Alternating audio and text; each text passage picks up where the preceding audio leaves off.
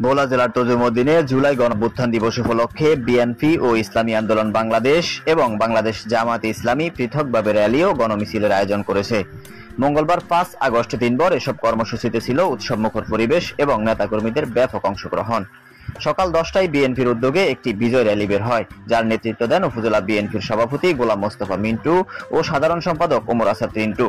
বেলা 11টায় ইসলামী আন্দোলন বাংলাদেশের উদ্যোগে সমাবেশ ও গণমিছিল অনুষ্ঠিত হয়, যেখানে নেতৃত্ব দেন সংসদ সদস্য পদপ্রার্থী অধ্যক্ষ হাফেজ মাওলানা মোসলেউদ্দিন ও উপজেলা চরমোনাই সভাপতি মুফতি জাফর আহমেদ।